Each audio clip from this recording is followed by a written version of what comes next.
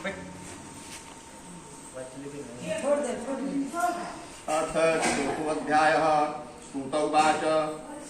श्री सूत जी महाराज कहते हैं कि साधु मंगलाचरण करके ब्राह्मणों को धन दान देकर के संतुष्ट किया और नगर के लिए चल पड़े। साधु के दूर जाने के बाद भगवान सत्यनारायण की जिज्ञासा हुई कि साधु तुम्हारी नौका में क्या भरा है। तब धन के मद में चूर होकर के दोनों महाजनों ने अवहेलना पूर्वक हंसते हुए कहा कि दंडी के पूछते हो क्या तुम देने की इच्छा है। हमारी नाम लता पत्रादि भरे हुए ऐसे निश्चित वाणी सुनकर के भगवान ने कहा कि तुम्हारी बात सत्य हो जो तुम कहते हो, और वहां से चले गए। दंडी महाराज के चले जाने के बाद उतराई हुई जल में ऊपर कर उठी हुई नौका को देख करके साधु अत्यंत आश्चर्य में पड़ गया। नाव मिलते पत्र आदि के देखकर मुट्ठी पर पृथ्वी पर गिर पड़ा। स्केत होने पर बड़ी चिंतित हो गया। तब उसके दामाद ने कहा कि आप शोक क्यों करते हैं, वे सब कुछ सही सब करते हैं, इसमें कोई किसी का दोष नहीं है, सब भगवान ने किया है, इसमें कोई संशय नहीं है। अतः उन्हीं के शरण में चलना चाहिए, तभी हमारी मन की इच्छा पूर्ण होगी। दामाद की बात को सुन करके साधु वैश्य उनके पास गया। वहां दंडी को दे करके उन्हें नमस्कार करके भक्ति पूर्वक उन्हें प्रणाम किया। आदर पूर्वक कहने लगा कि आपके सम्मुख मैंने जो कुछ भी असत्य भाषणों की अपराध किया है, आप मेरे उस अपराध को क्षमा करें। ऐसा कर करके बारंबार प्रणाम करके वो महान शोक से आकुल हो गया। दंडी उसे रोता हुआ देखकर कहा कि मूर्ख रो मत, मेरी बात को सुनो।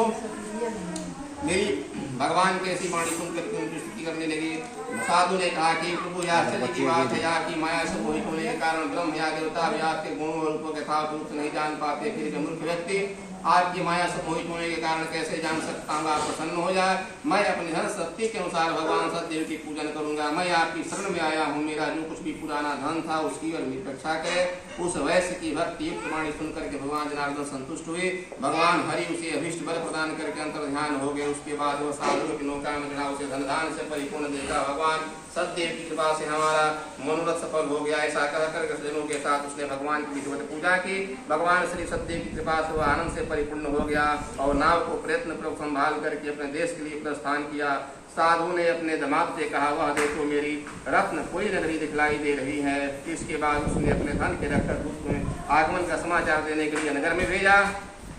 तत्पश्चात उस दूत ने नगर में जाकर के साधु की स्त्री को देख करके हाथ जोड़ करके प्रणाम किया और उसके निविष्ट बात कही कि सेठ जी अपने दामाद और बंधु वर्गों के साथ बहुत सारे धन दान से संपन्न होकर के नगर के निकट पधार रहे हैं। दूत के मुख से यह बात सुन करके भगवान आनंद से महान आनंद से विह्वल हो गई। उस आदमी ने भगवान सतदेव की पूजा करके अपनी पुत्री से कहा, मैं साधु का दर्शन करने के लिए जा रही हूँ, तुम शीघ्र आओ। माता कैसा वचन सुन करके व्रत को समाप्त करके प्रसाद का परित्याग करके कन्या कलावती भी अपने पति के दर्शन करने के लिए चल पड़े। इससे भगवान सत्यनारायण रुष्ट हो गए और उन्होंने पति को और नौका को धन के साथ हरण करके जल में डुबो दिया।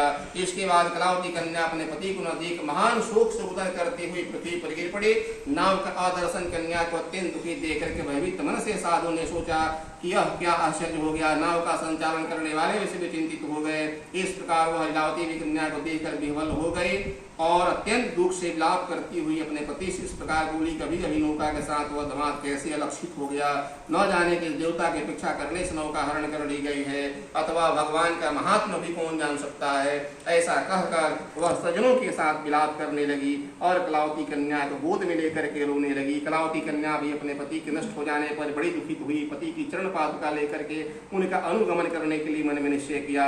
कन्या के इस प्रकार के आचरण को देख करके भार्या सहित धर्मज्ञ साधु वैसे अत्यंत शोक संतप्त हो गया और सोचने लगा, तो भगवान सत्यनारायण ने दामाद के साथ ही धन धान से भरी नौका का अपहरण कर लिया है, अथवा हम सब भगवान सतदेव की माया से मोहित हो गए हैं। अपनी धन शक्ति के अनुसार मैं भगवान सतदेव की पूजा करूंगा। सभी को बुला करके इस प्रकार कह करके उसने अपने मन की इच्छा प्रकट की और बारंबार भगवान सतदेव को दंडवत प्रणाम किया। और इससे तीनों के परिपालक भगवान जनार्दन सतदेव प्रसन्न हुए। भक्तवत्सल भगवान ने कृपा पूर्वक कहा, तुम्हारी कन्या प्रसाद छोड़ करके अपने पति को देखने चली आई है। निश्चय ही इसी कारण से इसका पति दृश्य हो गया है। यदि घर जा करके प्रसाद ग्रहण करके वह पुनः आए थे साधु तुम्हारी पुत्री पति को प्राप्त कर सकती है, इसमें कोई संशय नहीं है। कन्या भी आकाश मंडल से ऐसी वाणी सुन करके शीघ्र ही घर गई और उसने भगवान के प्रसाद को ग्रहण किया और पुनः आकर सज्जनों और अपने पति को देखा।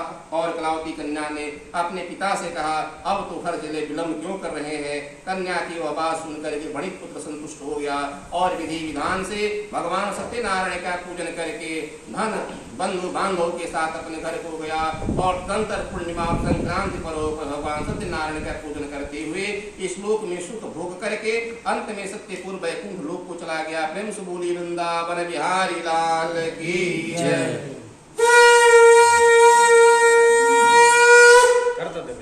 पंचमो अध्यायः।